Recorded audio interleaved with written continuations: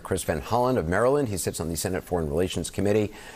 Senator, the president says anyone who turns down a free 747 is a world-class loser. What do you see when you read between the lines of this deal?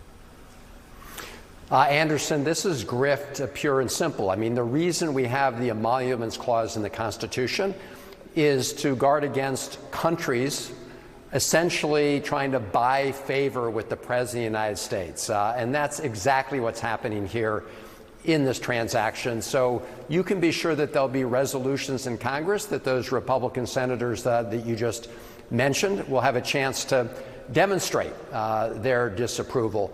But this is all part and parcel of this larger scheme to sell the presidency for the president and his family's personal benefit. And as you mentioned on this visit to the UAE, normally you would send your advance team of diplomats. In this case, it was the Trump family business representatives, Eric Trump and others, that did the advance essentially to cut private personal deals to enrich the family and put the United States in a conflict position with respect to these other countries.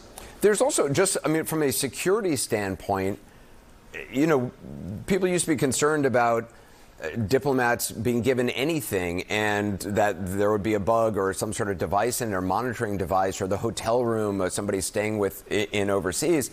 This is a ginormous aircraft. There's no telling the security issues that may be involved here.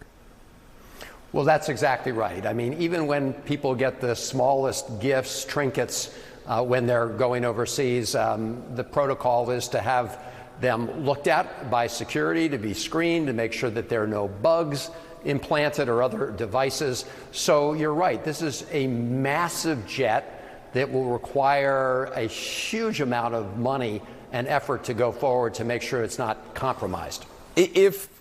I mean, you know, is it up to the executive branch, though? I mean, I know, you know, Democrats on the Senate Foreign Relations Committee, some say they intend to force a vote condemning it. You know, if President Trump, though, wants to accept a free jumbo jet from Qatar, retrofit it at taxpayer expense, and then donate it to his presidential library or use it for himself, can anyone actually stop him?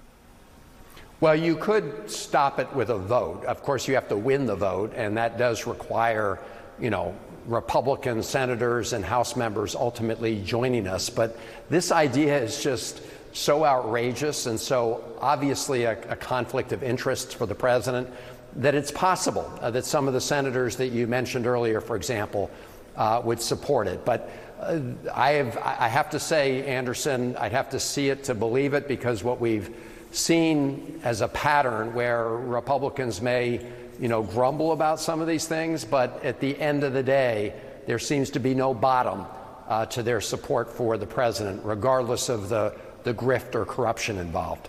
Senator, I appreciate your time. Thank you very much. Thank you. Senator Chris Van Hollen.